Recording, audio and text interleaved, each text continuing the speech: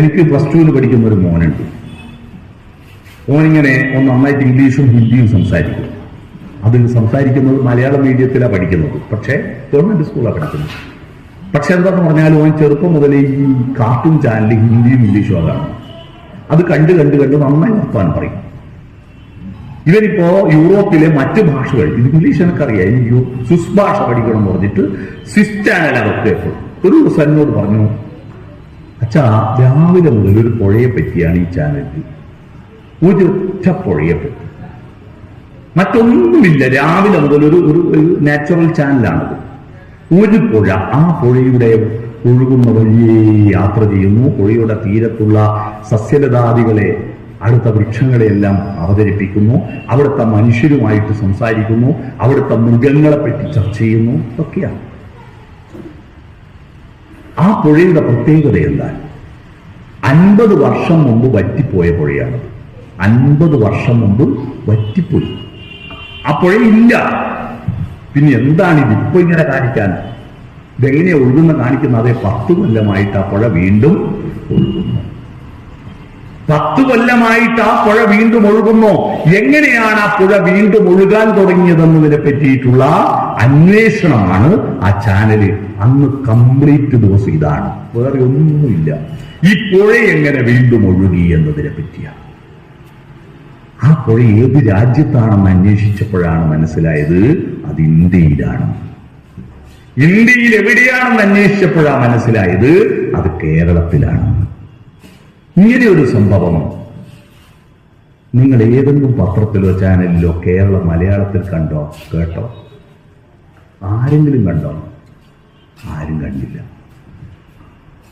പാലക്കാട് ജില്ലയിലെ അട്ടപ്പാടിയിലൂടെ ഒഴുകുന്ന ഭവാനിപ്പുഴയുടെ കൈവഴിയായ കൊടുങ്കരപ്പള്ളം എന്ന പുഴയെ പറ്റിയാണ് സ്വിസ് ചാനലിൽ ഒരു ദിവസം മുഴുവൻ ഡോക്യുമെന്ററി അവതരിപ്പിക്കുന്നത്. അങ്ങനെ ഒരു വാർത്ത നമ്മൾ ആരും കണ്ടില്ല, കേട്ടില്ല, അനുഭവിച്ചില്ല. കാരണം നമുക്ക് വറ്റിപ്പോയ പുഴയെ വീണ്ടും വരണ്ടു കിടക്കുന്നു. ഭാരതപ്പുഴ വരളുന്നു, അല്ലേ? വരണ്ടു കിടക്കുന്നതിന്റെ വാർത്തയെ നമുക്ക് പറ്റും. വീണ്ടും ഒഴുകുന്ന വാർത്ത നമുക്ക് വേണ്ട. അതുകൊണ്ടാണ് റേറ്റിംഗ് കിട്ടണമെങ്കിൽ വീണ്ടും ഒഴുകുന്ന പുഴയെ വാർത്ത വരിക. ഞാനിത് കണ്ണൂർ ജില്ലാ പഞ്ചായത്തിൽ ഞങ്ങൾ ചർച്ച ചെയ്തു. അറിയോ ഇങ്ങനെയൊരു സംഭവമുണ്ട്? ഞങ്ങളത് കേട്ടിട്ട് അനങ്ങാതിരുന്നോ? ഞങ്ങൾ 24 മെമ്പർമാരിൽ 21 മെമ്പർമാരും ഞങ്ങളൊരു ബസ്സും പിടിച്ചിട്ട് ആ പുഴ കാണാൻ പോയി. ഒരു ബസ്സും പിടിച്ചിട്ട് ആ പുഴ കാണാൻ പോയിട്ട് അവിടെ സൈലന്റ് വാലിക്ക് താഴെയുള്ള ഫോറസ്റ്റ് ഡിപ്പാർട്ട്മെന്റിന്റെ ഡോർമെട്രിയിൽ പോയി താമസിച്ചു. അവിടെ കിടന്നിട്ട് 19-ാം തീയതി ഡിസംബർ മാസം 18-ാം തീയതി രാത്രി പോയി 19-ാം തീയതി അവിടെ എത്തി. 19, 20, 21 3 ദിവസം ഞങ്ങൾ അവിടെ കിടന്നിട്ട് ആ പുഴ വീണ്ടും ഒഴുകിയത് എങ്ങനെയെന്ന് പഠിച്ചു. 3 ദിവസം ജില്ലാ പഞ്ചായത്ത് പ്രസിഡന്റ് ഞങ്ങളെല്ലാം അവിടെ താമസിച്ചു. എങ്ങനെയാ ഒഴുകിയെന്ന് എളുപ്പത്തിൽ നിങ്ങൾക്ക് മനസ്സിലാക്കാൻ ഞാനൊരു സൂത്രം പറഞ്ഞുതരാം. നിങ്ങൾ 1985 എഴുതിയ ഭരതൻ സംവിധാനം ചെയ്ത ഒരു സിനിമയുണ്ട്, താഴ്വാരം എന്ന സിനിമന്റെ പേര്. ആ സിനിമയൊന്ന് കാണുക. ആ സിനിമയിൽ വരണ്ടുണങ്ങിയ മരുഭൂമി പോലുള്ള അട്ടപ്പാടിയാണ്, കംപ്ലീറ്റ് പൊടിപാറുന്ന ഭൂമി. എന്നിട്ട് നിങ്ങൾ 2 വർഷം മുമ്പ് ഇറങ്ങിയ അയ്യപ്പനും കോശിയും നടന്ന സിനിമ കാണുക. അതും അതേ സ്ഥലത്ത് നിന്ന് ഷൂട്ട് ചെയ്തതാണ്. ശാദ്വല ഭൂമിയായ നല്ല പച്ചപ്പുള്ള ഒരു ഭൂമി കാണും. ഈ മാറ്റമുണ്ടാക്കിയത് Attappadi hill area development society അഹാഡ്സിന്റെ പ്രവർത്തന ഫലമായിട്ടാണ്. എന്താണ് അവിടെ അഹാഡ്സ് ചെയ്തത് എന്ന വാട്ടർ ഷെഡ് പ്രോഗ്രാമിനെ പറ്റിയാണ് ഞങ്ങൾ അവിടെ പോയി പഠിച്ചത്. അത് കണ്ണൂർ ജില്ലയിൽ എങ്ങനെ എവിടെയൊക്കെ നടപ്പിലാക്കാൻ പറ്റുമെന്ന് അറിയാൻ വേണ്ടി ഇന്നലെ രാവിലെ 9 മണി മുതൽ വൈകുന്നേരം 4 മണി വരെ ഞങ്ങൾ ജില്ലാ പഞ്ചായത്തിൽ ഇരുന്ന പ്രസിഡന്റിനെ കാണാൻ ഇടക്കിടക്ക് ആള് വരും എന്ന് പറഞ്ഞിട്ട് ഞങ്ങൾ കണ്ണൂര് ആദികടലായി കടക്കരക്ക് ഒരു റൂം എടുത്തിട്ട് രാവിലെ മുതൽ ഞങ്ങൾ അവിടെ ഇരുന്നു. എങ്ങനെയാണ് കണ്ണൂർ ജില്ലയിൽ വാട്ടർ ഷെഡ് പ്രോഗ്രാം നടപ്പിലാക്കുക, അതിന്റെ എല്ലാ വിദഗ്ധന്മാരെ കൊണ്ടുവന്ന് നല്ല പ്ലാൻ ഉണ്ടാക്കി. ഞാനിത് പറഞ്ഞത് എന്റെ മകൻ കണ്ട ഒരു വാർത്ത ഒരു ജില്ലയിലെ ഭരണകൂടത്തിന്റെ തീരുമാനത്തിന്റെ ഭാഗമായോ? ഇത്തരത്തിൽ എത്ര വാർത്തകൾ നമ്മുടെ നാട്ടിൽ വരുന്നുണ്ട്, എത്ര വാർത്തകൾ വരുന്നുണ്ട്. ആ വാർത്തകളെ കുറിച്ച് ആ വാർത്തകൾ നോക്കാൻ, അതിനെ നമ്മുടെ ജീവിതത്തിൽ പ്രാവർത്തികമാക്കാൻ പോസിറ്റീവ് മൈൻഡുള്ള ഒരു തലമുറ ഉയർന്നു വരിക, അതാണ് നമ്മൾ ആദ്യമായി വേണ്ടത്. നമ്മുടെ എല്ലാ വീട്ടിലും അസുഖമില്ലാത്ത വീടുണ്ടാവുമോ? ഞാനിപ്പോ ഉച്ചയ്ക്ക് ശേഷം TP ഭാസ്കര പൊതുവാളിന്റെ മലയാള പാഠശാലയിലായിരുന്നു ഒരു 1.5 മണിക്കൂർ നേരം. അദ്ദേഹത്തിന്റെ പത്നി പറഞ്ഞത് എത്ര ദിവസമായി ഇങ്ങനെ ക്ഷീണമെന്ന് പറഞ്ഞിട്ട് സോഡിയം കുറയുമ്പോൾ നേടിയിരിക്കുന്നു, മര്യാദയ്ക്ക് ഇരുന്നറക്കെ എണീക്കുന്നില്ല. ഇപ്പൊ എന്താ ഉഷാറ് നോക്കിയാട്ടെ, ഇറങ്ങി മുറ്റത്തോടുന്നു അങ്ങോട്ടും ഇങ്ങോട്ടും സംഭവം. അതിന്റെ മരുന്ന് വൈലോപ്പള്ളിയുടെ കവിത ഞങ്ങൾ ഒരുമിച്ചൊരു 10 കവിത പാടി അവിടുന്ന്, മാഷും ഞാനും കൂടി.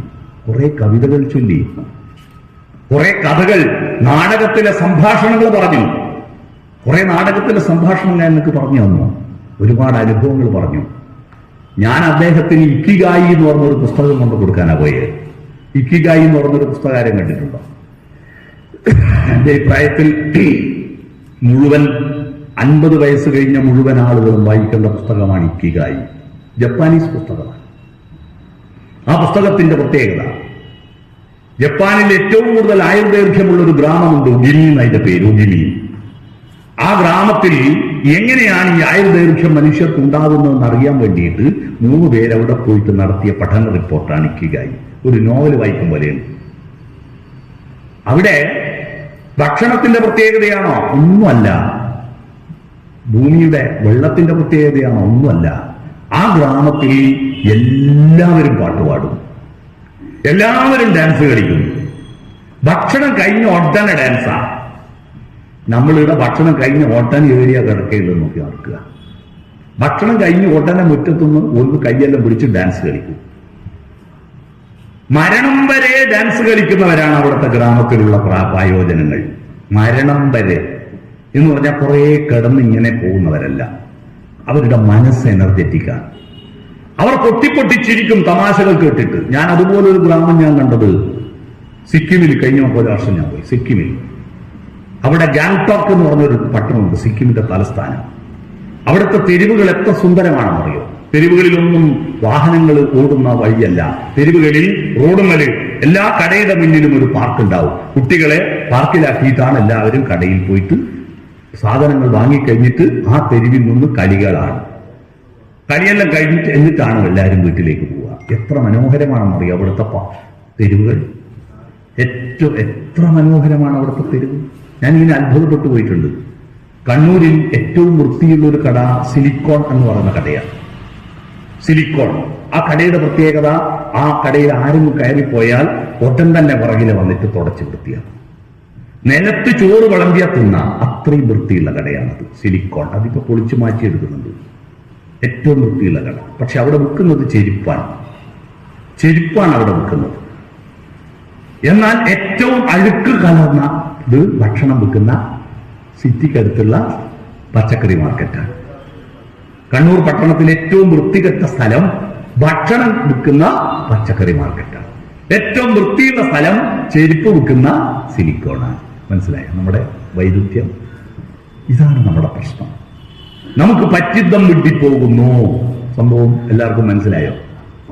പറ്റിദ്ധം വിഡ്ഢിപ്പോകുന്നു. കണക്ഷൻ മാറിപ്പോയി. ജോർജ് ബെർണാഡ് ഷാ അദ്ദേഹത്തിന്റെ പുസ്തകങ്ങൾ കണ്ടിട്ട് അദ്ദേഹത്തോട് ഇഷ്ടമുള്ളൊരു നടി അദ്ദേഹത്തെ അന്വേഷിച്ചു പിടിച്ചു വന്നു, പ്രേമിച്ചിട്ട്. അവിടെ വന്ന് നോക്കുമ്പോൾ ഇദ്ദേഹത്തിന്റെ രൂപം കണ്ടാൽ ഒരു സ്റ്റൈലും ഇല്ലാത്ത വിരൂപനായ സ്റ്റൈലാണ്.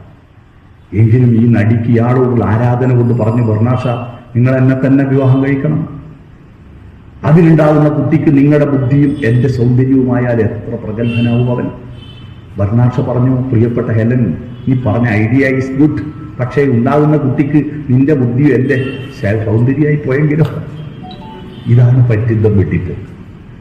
ചെയ്യേണ്ടതടുത്ത് ചെയ്യുന്നില്ല, ചെയ്യേണ്ടടുത്ത് ചെയ്യുന്നു. അതാണ് പ്രശ്നം. നമ്മുടെ ശീലങ്ങളിൽ നിന്ന് മോചിതരാവാൻ നമ്മൾ കഴിയണം. നമ്മുടെ കുടുംബങ്ങളിലെ ശീലങ്ങളിൽ പഴയതൊന്നും മറക്കുകയില്ല, പുതിയതൊന്നും പഠിക്കുകയില്ല എന്നൊരവസ്ഥയാണ്. എങ്ങനെയാണ് നമ്മുടെ കുട്ടികളെ സ്വയം സന്നദ്ധ വളണ്ടിയർമാരാക്കി മാറ്റുക? ആസ്ട്രേലിയൻ മോഡലിലൂടെ പറഞ്ഞില്ലേ? അതിനാദ്യം വേണ്ടത് അവനെ സാങ്കേതികമായി ശരീരത്തിൽ ഉണ്ടാകുന്ന ചികിത്സക്കാവശ്യമായ ഫിസിയോതെറാപ്പിയും ഇഞ്ചക്ഷനും മരുന്നു പുരട്ടാനും ബാൻഡേജ് ചെയ്യാനും പഠിപ്പിക്കലല്ല. ഇത് അവന്റെ അടുത്ത് പോയിട്ട് അമ്മമ്മക്കോ അച്ചാച്ചനും അച്ചമ്മയ്ക്കോ അയൽവാസിയായ ദച്ചുവടത്തിക്കും ചെയ്തു കൊടുക്കുവാനുള്ള ആർദ്രമായ ഒരു മനസ്സ് സൃഷ്ടിക്കാനാണ് ആദ്യം വേണ്ടത്. ആ ആർദ്രമായ മനസ്സ് സൃഷ്ടിക്കാത്തത് കൊണ്ടാണ് അച്ഛനും അമ്മയെയും കൊണ്ടുപോയിട്ട് വൃദ്ധമന്ദിരത്തിൽ തള്ളുന്നത്. ഈ ആർദ്രമായ മനസ്സെങ്ങനെ സൃഷ്ടിക്കും? ഞാൻ കൂത്തുപറമ്പിലെ ഒരു ബീഡി തൊഴിലാളിയായിരിക്കുന്ന കേളപ്പാട്ടിന് ക്യാൻസർ വാരുന്നു. ക്യാൻസർ എന്ന് പറഞ്ഞ അസുഖം വന്ന ഭയങ്കര ഭീകരതയിൽ ഇപ്പം ക്യാൻസർ വ്യാപകമായി. വായലി താടിയെല്ലിന് ക്യാൻസർ വന്നിട്ട് ചികിത്സിക്കാൻ കാശില്ലായിട്ട് അവസാനം നാട്ടുകാർ കമ്മിറ്റി ഉണ്ടാക്കി പൈസ വിരിച്ചിട്ട് അദ്ദേഹം ശ്രീജിത്തിരയിൽ കൊണ്ടുപോയി അദ്ദേഹത്തിന്റെ ഓപ്പറേഷൻ കഴിഞ്ഞ് താടിയെല്ലാം എടുത്ത് മാറ്റി അവിടെ ഇറച്ചി പിടിപ്പിച്ച് വർത്തമാനമൊന്നും പറയാനാവില്ല, പക്ഷെ ജീവിക്കാം, ഭക്ഷണം കഴിക്കാം എന്ന അവസ്ഥയിലേക്ക് മാറ്റി ഓപ്പറേഷൻ വിജയിച്ചു. ഞങ്ങളെല്ലാവരും നാട്ടിലേക്ക് പോന്നു. ഞാനന്ന് ഡിഗ്രിക്ക് ബ്രണ്ണൻ കോളേജിൽ പഠിക്കുമ്പോൾ ഈ കമ്മിറ്റീന്റെ സെക്രട്ടറി ഞാനാണ്. അങ്ങനെ ഞങ്ങളെല്ലാം നാട്ടിൽ പോന്നു. മൂന്നാമത്തെ ദിവസം ശക്തമായ ഉണങ്ങാനുള്ള മരുന്ന് കൊടുത്തിട്ടൊന്നറിയില്ല, ഒരു അറ്റാക്കായി മരിച്ചുപോയി. അന്ന് എംബാം ചെയ്യേണ്ട സംവിധാനമൊന്നും ഇല്ലാണ്ട് ബോഡി ആംബുലൻസ് കയറ്റിയിട്ട് ഇവിടെ നാട്ടിൽ കൊണ്ടുവന്നു. കൂലിയോട് അദ്ദേഹത്തിന്റെ വീട്ടിന്റെ മുമ്പ് കൊണ്ടുവന്നു. അയച്ചു നോക്കുമ്പോൾ ഭീകരമായി കംപ്ലീറ്റ് കെട്ടലിളകിയിട്ട് ഒരു ഇറച്ചി കൊത്തിക്കുട്ടി ഇറച്ചി കഷ്ണം പോലെ കണ്ണെല്ലാം ഇങ്ങനെ തുറിച്ചിട്ടൊരു ഭീകര രൂപമാണ്. കണ്ട ആളെന്റെ ഓടി അകന്നുപോയി. ശവസംസ്കരിക്കാൻ ഒരാൾ കംപ്ലീറ്റ് പഴുപ്പ് ബാധിച്ച് പുഴുവന്ന പോലെയുണ്ട് ശരീരം. ആരും സംസ്കരിക്കാൻ എടുക്കുന്നില്ല. കുളിപ്പിക്കണം, സംസ്കരിക്കാൻ എടുക്കുന്നില്ല, ആരും എടുക്കുന്നില്ല. ഞങ്ങളിതിങ്ങനെ അവരെ വീട്ടുകാർ നിലവിളിക്കുക. ഞാനിതിന്റെ കമ്മിറ്റീന്റെ സെക്രട്ടറി ആയിട്ടില്ലേ, ആരിതിന്റെ. അപ്പോ അതുവരെ എനിക്കൊരു കഫം കണ്ടാൽ, ഒരു ചലം കണ്ടാൽ എനിക്ക് ഭയങ്കര ഞെട്ടലും കോട്ടമുള്ള ഒരാളായിരുന്നു ഞാൻ. അതുകൊണ്ട് എനിക്കിത് പക്ഷെ ബാധ്യത തലയിൽ വന്നില്ലേ. എൻ്റെ കൂടെ പാർട്ടി പ്രവർത്തിക്കുന്ന ഒരു സുരേന്ദ്രേട്ടനുണ്ട്. സുരേന്ദ്രേട്ട നമുക്ക് എടുക്കാന്ന് ചോദിച്ചു. ഓർ പറഞ്ഞു 5 പേരൊന്നും ഞാൻ വരാം. ഞങ്ങൾ ഇയാളെ എടുത്തു കൊണ്ടുപോയി കുളിപ്പിച്ച് കംപ്ലീറ്റ് നീറ്റാക്കിയിട്ട് ശവസംസ്കരിക്കുന്നവരെ അന്ന് ഞാൻ പണിയെടുത്തപ്പോ അന്നോടുകൂടി എൻ്റെ ഈ പരിപാടി ചെലം കാണുമ്പോൾ, കവം കാണുമ്പോൾ, ശവം കാണുമ്പോൾ ഉണ്ടാകുന്ന ഫോട്ടോ ഇല്ലേ, അതിനോട് തോന്നുന്നു. ഇപ്പൊ ഏത് വൃത്തിയൊക്കെ ശവം ഞാനെടുത്ത് കുളിപ്പിക്കുകയും ചെയ്യും, സംസ്കരിക്കുകയും ചെയ്യും. ഒരു പ്രശ്നം എനിക്കില്ല. ഇത് ഇഷ്ടപ്പെടുന്നത് വലിയൊരു പ്രശ്നം. ആ ഒരു മനസ്സ്, ഒന്നാമത് മനസ്സ്, രണ്ടാമത്തത് അതിന്റെ സാങ്കേതിക വിദ്യ. ഇത് രണ്ടും ചേരുമ്പോഴാണ്, രണ്ടും ചേരണം. അത് രണ്ടും ചേരുമ്പോൾ രോഗം വരുന്നത് എല്ലാവരുടെയും ശരീരം. കുഞ്ഞിന് മാഷ ഒരു കവിതയുണ്ട്, നമ്മളും പ്രധാനമന്ത്രിയും ഒരേ തരക്കാരാവും ഉറക്കം തൂങ്ങുമ്പോൾ. ഉറക്കം തൂങ്ങുമ്പോൾ നമ്മളും പ്രധാനമന്ത്രിയെല്ലാം ഒരേ തരക്കാരാവില്ലേ? പ്രധാനമന്ത്രി നല്ല ഗമയിലും നമ്മൾ ലോ ക്ലാസ് ആയിട്ട് ഉറക്കം തൂങ്ങും ഇല്ലല്ലോ. എല്ലാം ഒരുപോലെയാ ഉറക്കം തൂങ്ങിയാൽ. അസുഖം വന്ന നമ്മളെല്ലാം ഒരുപോലെയാ. ആ അസുഖം നമ്മൾ ചെയ്ത പ്രവൃത്തിക്ക് കണക്കായിട്ട് നമുക്ക് അസുഖം വരില്ല എന്നും പാപം ചെയ്തവർക്ക് അസുഖം വരുമെന്നുള്ള വിശ്വാസമില്ലേ?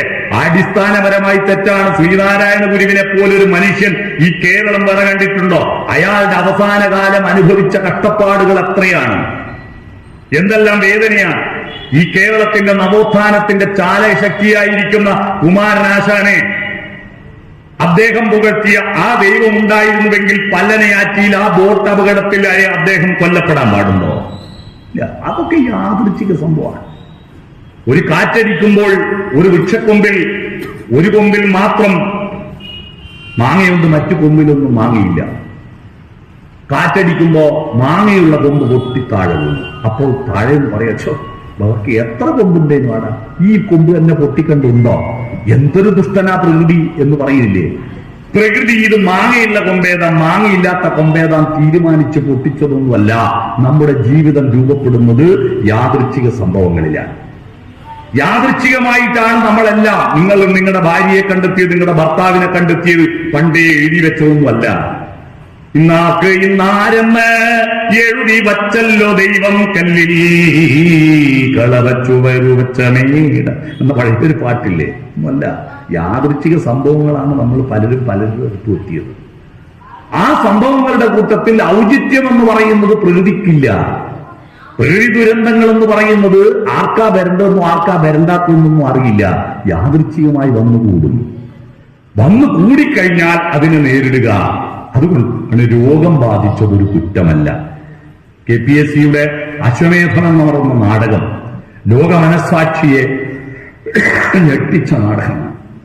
ലോകാരോഗ്യ സംഘടനയുടെ അവാർഡ് ആ നാടകത്തിന് കിട്ടാൻ കാരണം അതിൽ സുമം എന്ന കഥാപാത്രം ചോദിക്കുന്ന ഒരു ചോദ്യമുണ്ട്. സർ, അന്ന് കുഷ്ഠരോഗം ബാധിച്ചാൽ കുറ്റവാളികളെ പോലെ തിളക്കുന്ന വെള്ളം ശരീരത്തിൽ ഒഴുക്കും, വീട്ടിൽ നിന്ന് പുറത്താക്കും, വിവാഹം മുടങ്ങും, അല്ലേ? വിവാഹം മുടങ്ങും. അതിൽ ഏറ്റവും പ്രധാനപ്പെട്ട കഥയതായിരുന്നു.